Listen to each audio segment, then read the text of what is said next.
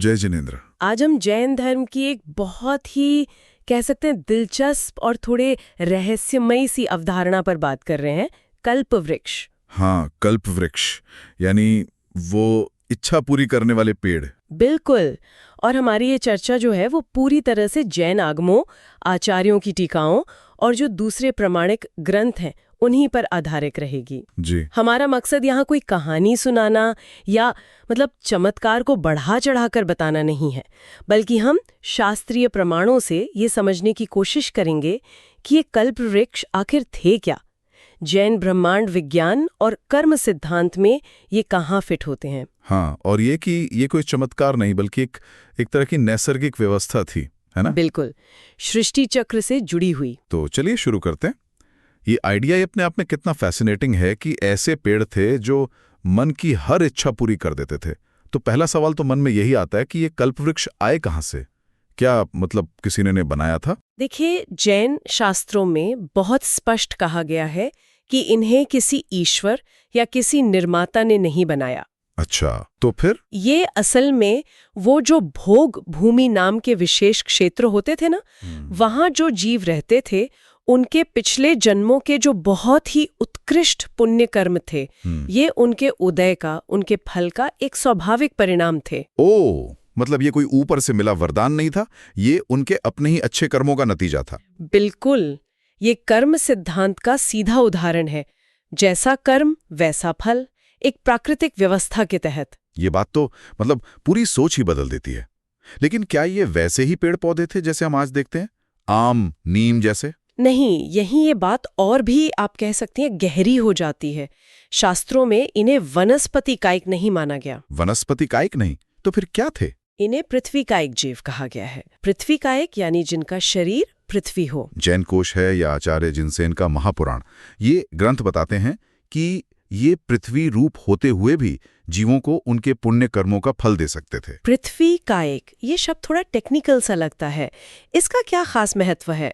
क्या फर्क पड़ता है कि वो पेड़ थे या पृथ्वी का? एक फर्क है और इसका बहुत गहरा दार्शनिक महत्व है।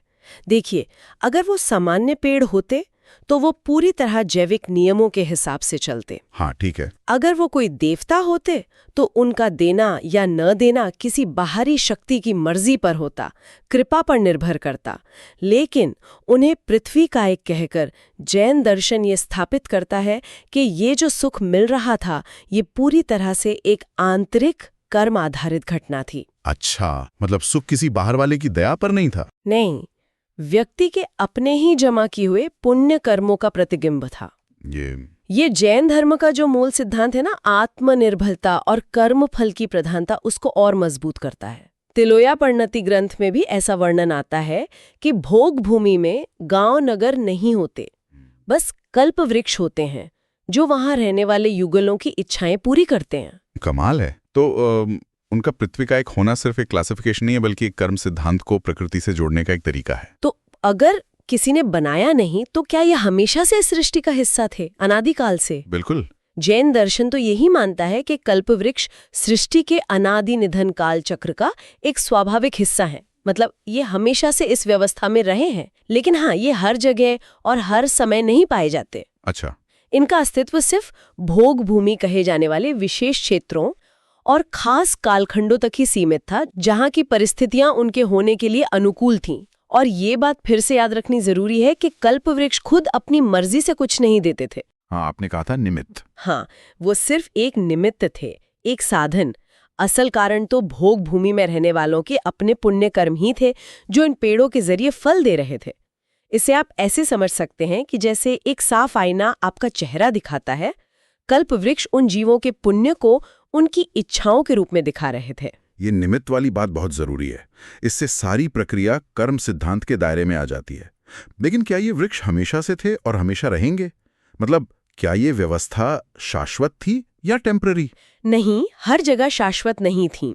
जैसे हमारे भरत और ऐरावत क्षेत्र हैं, यहाँ कल्पवृक्ष केवल अवसर्पणी काल यानी समय का जो घटता हुआ चक्र है उसके पहले 3 आरों में और उत्सर्पणी काल यानी बढ़ते हुए चक्र के आखिरी 3 आरों में ही होते हैं। ये वो समय है जो भोग प्रधान माना जाता है। लेकिन क्या ब्रह्मांड में कोई ऐसी जगह भी है जहां ये हमेशा रहते हों, परमानेंट? हाँ, ऐसी जगह दी है जैसे जम्बूद्वीप में देवकुरु और उत्तर कुरु जैसी कुछ भोग भूमियां हैं जिन्हें शाश्वत माना गया है। वहां हमेशा उत्कृष्ट पुण्य वाले जीव रहते हैं, तो वहां कल्पवृक्ष भी हमेशा रहते हैं। ओह, तो इसका मतलब इनका होना टाइम और स्पेस दोनों पर निर्भर करता है।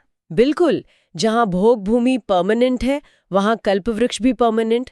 जहां वो टेम्परेरी हैं जैसे हमारे भरत क्षेत्र में, वहां उनका होना भी समय के साथ सीमित हो जाता है। तो कुल मिला के हम कह सकते हैं कि ये प्रकृति की एक अनोखी रचना थे, किसी अलौकिक शक्ति का इसमें हाथ नहीं था। निश्चित रूप से, जैसा हमने पहले कहा, ये प्रकृति की स्वाभाविक रचना का ही हिस्सा थे। खास तौर पर भोग भूमि की जो खास प्राकृतिक व्यवस्था थी उसका अंग थे। ये किसी क्रिएटर की मर्जी से नहीं, बल्कि प्रकृति का जो नियम है ना, उत्पाद, व्यय, द्रव्य, यानी चीजों का बनना, बिगड़ना और बने रहना, उसी नियम से ये प्रकट होते थे। हाँ, और यहीं पर कर्म सिद्धांत और प्राकृतिक व्यवस्था, ये दोनों चीजें बड़ी खूबसूरती से जुड़ जाती हैं। कल्पवृक्ष जैसी असाधारण व्यवस्था तभी बनती है जब उस जगह रहने वाले जीवों का सामूहिक पुण्य अपने चरम पर हो। ये तो एक तरह से जैन दर्शन की भौतिकवादी व्याख्या भी लगती है। मतलब सुख या समृद्धि किसी चमत्कार से नहीं, अपने ही कर्मों का नेचुरल नतीजा है। सही कहा। अब आते हैं उस हिस्से पर जो सबसे ज्यादा कल्पना को उड़ान देता है कि पुराने जमाने में इंसान की हर जरूरत, खाना, कपड़ा, गहने, यहाँ तक कि घर, ये सब कल्पवृक्ष से कैसे पूरी हो जाती थी। ये सुनने में थोड़ा अविश्वसनीय सा लगता है। हाँ, अविश्वसनीय जरूर लगता है आज के समय से देखें तो, लेकिन जैन शास्त्रों में इसका बड़ा व्यवस्थित वर्णन है। भोग भूमि में 10 तरह के कल्पवृक्ष बताए गए हैं और हर तरह का पेड़ एक खास जरूरत पूरी करता था। 10 तरह के, अलग अलग? हाँ, 10 प्रकार के। तिलोयपर्णत्ति और महापुराण जैसे ग्रंथों में इनकी पूरी लिस्ट है। भोग भूमि के मनुष्य को जब किसी चीज की इच्छा होती तो बस उस खास जरूरत वाले कल्पवृक्ष के पास जाता और उसकी इच्छा पूरी हो जाती थी, बस मन में सोचने भर से। 10 अलग अलग प्रकार, ये तो कमाल की स्पेशलाइजेशन है। कुछ उदाहरण देंगे कि कौन से पेड़ क्या देते थे? हाँ, जरूर। सोचिए प्रकृति का कैसा इंतजाम था। जैसे भोजनांग और पानांग नाम के पेड़ थे, ये कई तरह के स्वादिष्ट भोजन और पौष्टिक पेय पदार्थ देते थे। अच्छा, खाने पीने के लिए? हाँ। फिर वस्त्रांग वृक्ष थे जो रेशमी और बढ़िया किस्म के कपड़े देते थे। भूषणांग वृक्षों से तरह तरह के सुंदर गहने मिलते थे, कंगन, हार, कुंडल, सब कुछ। वाह! रहने के लिए जो भव्य भवन या महल चाहिए वो आलयांग वृक्षों से मिलते थे। घर भी पेड़ से? हाँ, और मनोरंजन के लिए तूर्यांग वृक्ष थे जो वीणा, मृदंग जैसे बाजे देते थे। यहाँ तक कि रोशनी के लिए भी इंतजाम था। दीपांग और तेजांग वृक्ष थे जो दीपक या सूर्य चांद जैसी रोशनी फैलाते थे। अद्भुत। और बर्तन वगैरह? उसके लिए भाजनांग वृक्ष थे, सोने और रत्नों के बर्तन और आसन मिलते थे। और फूलों की मालाओं के लिए मालांग वृक्ष भी थे। वाह, ये तो मतलब प्रकृति की चलाई हुई एक पूरी इकोनॉमी लगती है जो पूरी तरह पुण्य कर्मों पर बेस्ड थी। तो क्या वाकई ऐसा समय था जब इंसान को बिना मेहनत किए, बिना कुछ किए सब कुछ तुरंत मिल जाता था? क्या जीवन इतना सरल था? हाँ, जैन आगमों में जो भोग भूमि का वर्णन है वो बिल्कुल ऐसा ही है, पूरी तरह श्रम रहित। अवसरपीणी काल के जो शुरुआती 3 आर्य थे, उनमें मनुष्यों को रोजी रोटी के लिए खेती, व्यापार, शिल्प या कोई भी शारीरिक या मानसिक मेहनत नहीं करनी पड़ती थी। कुछ भी नहीं? कुछ भी नहीं। जीवन पूरी तरह भोग प्रधान था। खाना, कपड़ा, घर, गहने, सब कुछ कल्प वृक्षों से आसानी से मिल जाता था। और सिर्फ इतना ही नहीं, उस समय न कोई शारीरिक रोग होते थे, न कोई मानसिक चिंता या तनाव, यहाँ तक कि शरीर में मल मूत्र जैसी गंदगी भी नहीं बनती थी। सच में? ये तो वाकई? हाँ, जीवन वाकई बहुत ही सुखमय था। ये तो स्वर्ग जैसा लगता है। लेकिन क्या इसकी भी कोई सीमा थी, या बस सोच लिया और कुछ भी कहीं भी मिल गया? नहीं, व्यवस्था चमत्कारी तो थी पर अनियंत्रित नहीं थी। जैसा कुछ आचार्यों ने स्पष्ट किया है, ऐसा नहीं था कि बस सोचा और हवा में से चीज आ गई। व्यक्ति को अपनी इच्छा के अनुसार उस चीज को देने वाले खास कल्पवृक्ष के पास जाना पड़ता था। अच्छा, मतलब पेड़ तक जाना पड़ता था? हाँ, भोजन चाहिए तो भोजनांग वृक्ष के पास जाओ, कपड़े चाहिए तो वस्त्रांग के पास। ये एक व्यवस्थित प्रणाली थी, कोई जादुई अराजकता नहीं। इससे ये भी पता चलता है कि कर्म का फल भी एक व्यवस्था के तहत ही मिलता है। समझ गया। तो ये व्यवस्था अद्भुत थी पर नियमों में बंधी थी। लेकिन फिर ऐसा क्या हुआ कि ये स्वर्ग जैसी व्यवस्था खत्म हो गई? कल्पवृक्ष अचानक शक्तिहीन क्यों हो गए? उन्होंने चीजें देना बंद क्यों कर दिया? इतना बड़ा बदलाव कैसे आ गया? देखिए, ये बदलाव अचानक नहीं हुआ, ये समझना जरूरी है। अच्छा, ये एक क्रमिक प्रक्रिया थी, धीरे धीरे हुई। और ये किसी श्राप या किसी देवता के गुस्से का नतीजा नहीं था। ये काल की स्वभाव के कारण हुआ, समय का प्रभाव। काल का स्वभाव मतलब जैसे जैसे अवसर्पणी काल आगे बढ़ा और तीसरा आरा, जिसे सूक्ष्मा दुष्मा कहते हैं, वो खत्म होने के करीब आया, तो समय के प्रभाव से ही मनुष्यों की आयु कम होने लगी, उनके शरीर की ऊंचाई घटने लगी और सबसे जरूरी बात, उनके पुण्य कर्म भी स्वाभाविक रूप से कम होने लगे। ओ, पुण्य कर्म कम होने लगे। हाँ, और क्योंकि कल्पवृक्षों का होना और उनकी शक्ति सीधे जीवों के पुण्य से जुड़ी थी, इसलिए जैसे जैसे पुण्य कम होता गया, कल्पवृक्षों का प्रभाव भी धीरे धीरे कम होता गया। वो कम फल देने लगे और आखिर में लगभग निष्प्रभावी हो गए। तो ये किसी के गुस्से का नहीं, बल्कि एक नेचुरल लॉ का परिणाम था। जैसे ज्वार के बाद भाटा आता है, वैसे ही पुण्य के शिखर के बाद उसका उतार आया। बिल्कुल सही समझा आपने, एकदम सटीक। ये किसी बाहरी हस्तक्षेप का नतीजा नहीं था, बल्कि जैन दर्शन के दो मूल सिद्धांत, कर्म और काल, इनकी आपसी क्रिया का परिणाम था। और इस क्रमिक पतन में, मतलब इस धीरे धीरे होने वाले बदलावों में, एक बहुत गहरा दार्शनिक संदेश भी छिपा है। वो क्या? ये दिखाता है कि भौतिक सुख और भोग, चाहे वो कितनी भी अच्छे और आसानी से क्यों न मिल रहे हों, आखिर में अस्थायी होते हैं, नश्वर होते हैं। वो हमेशा नहीं रह सकते, क्योंकि वो पुण्य जैसे अस्थायी कर्म पर टिके होते हैं। तो एक तरह से कल्पवृक्षों का कमजोर पड़ना हमें भोगों की नश्वरता और संसार की बदलती प्रकृति की याद दिलाता है। ये बहुत महत्वपूर्ण बात है कि सबसे अच्छा भौतिक सुख भी स्थायी नहीं होता। तो जब कल्पवृक्ष निष्प्रभावी हो गए, उसके बाद मानव जीवन और सभ्यता में क्या बड़े बदलाव आए? यकीनन सब कुछ बदल गया होगा। हाँ, ये एक युगांतरकारी परिवर्तन था, एक युग का अंत और दूसरे का आरंभ। इसे कहते हैं भोग भूमि से कर्म भूमि में संक्रमण। भोग भूमि से कर्म भूमि। हाँ, जहां पहले बिना मेहनत सब मिलता था, अब अपनी जरूरतों को पूरा करने के लिए श्रम यानी मेहनत करने की जरूरत पैदा हुई। और जब चीजों को पाने के लिए कोशिश और मुकाबला शुरू हुआ, तो स्वाभाविक रूप से लोगों में आपसी झगड़े होने लगे, अधिकार जमाने की भावना आई और अपराध भी होने लगे। चीजें मुश्किल होने लगीं। और यहीं पर इस मुश्किल समय में कुलकरों की भूमिका आती है ना? मैंने पढ़ा है इनके बारे में। बिल्कुल सही। इसी संक्रमण काल में जब कल्पवृक्ष कमजोर पड़ रहे थे और लोगों को जीने में मुश्किल हो रही थी, तब 14 खास बुद्धिमान और दूरदर्शी लोग हुए, जिन्हें कुलकर या मनु भी कहते हैं। इन्होंने बिगड़ती हुई व्यवस्था को समझा और लोगों को जीने के नए तरीके सिखाए। जैसे कि क्या सिखाया उन्होंने? जैसे किसी ने सिखाया कि अपराध करने वाले को दंड कैसे देना है ताकि व्यवस्था बनी रहे। किसी ने बच्चों को पालना सिखाया, किसी ने आग जलाना, किसी ने नाव बनाना। उन्होंने समाज को धीरे धीरे व्यवस्थित करने की नींव डाली। अच्छा। जो आखिरी यानी 14th कुलकर थे, वो महाराज नाभिराय थे। उन्होंने जीवन जीने के लिए जरूरी मुख्य 6 काम, षटकर्म, उनकी व्यवस्थित शिक्षा दी। षटकर्म वो क्या है? उनमें असी यानी रक्षा और प्रशासन, मसी लिखना पढ़ना और ज्ञान, कृषि खेती, विद्या अलग अलग कलाएं और विज्ञान, वाणिज्य व्यापार और शिल्प कारीगरी, ये 6 कर्म शामिल थे। और इन्हीं नाभिराय के पुत्र हुए भगवान ऋषभदेव, जो इस युग के पहले तीर्थंकर बने। हाँ, आदिनाथ भगवान। जी, उन्होंने फिर इन कर्मों को और व्यवस्थित किया और समाज को विवाह, परिवार, राज्य, वर्ण व्यवस्था जैसी संस्थाएं दी, एक स्थायी ढांचा दिया।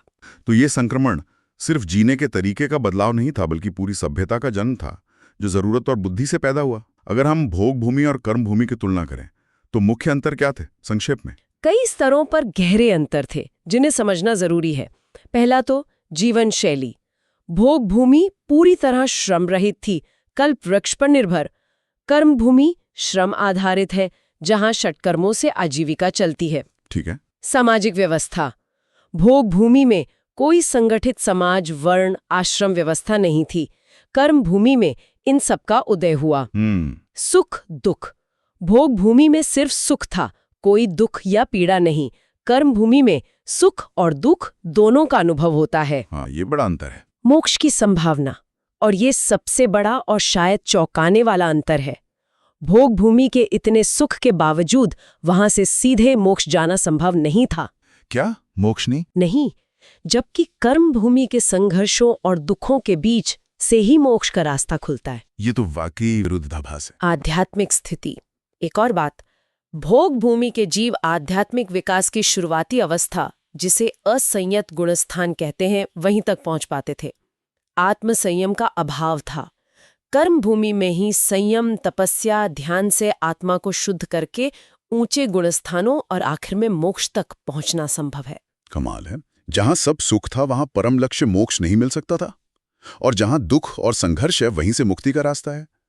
तो क्या कल्पवृक्ष की ये पूरी कहानी सिर्फ एक इतिहास का किस्सा है, या इसका कोई गहरा दार्शनिक मतलब भी है? जैन दर्शन में इसे सिर्फ एक बीती कहानी या चमत्कार की तरह नहीं देखा जाता। ये एक धर्म कथा है। धर्म कथा? हाँ, एक रूपक, एक एलिगरी जिसका उद्देश्य हमें कुछ सिखाना है। धर्म कथाओं का लक्ष्य सिर्फ मनोरंजन नहीं होता, बल्कि आत्मिक विकास करना, अच्छे गुणों को जगाना और वैराग्य, अहिंसा जैसे मूल्यों को समझाना होता है। कल्पवृक्ष की कहानी के पीछे कई गहरे दार्शनिक संदेश छिपे हैं। जैसे कि? पहला, भोगों की नश्वरता। ये कहानी बार बार याद दिलाती है कि भौतिक सुख और साधन चाहे कितने भी अच्छे क्यों ना हो, वो अस्थायी हैं। उनका अंत निश्चित है। उन पर निर्भर रहना आखिर में दुख देता है। दूसरा, सच्चे सुख की खोज। ये हमें बताती है कि सच्चा और स्थायी सुख चीजों को भोगने में नहीं, बल्कि इच्छाओं को कंट्रोल करने में, संयम में और धर्म के रास्ते पर चलने में है।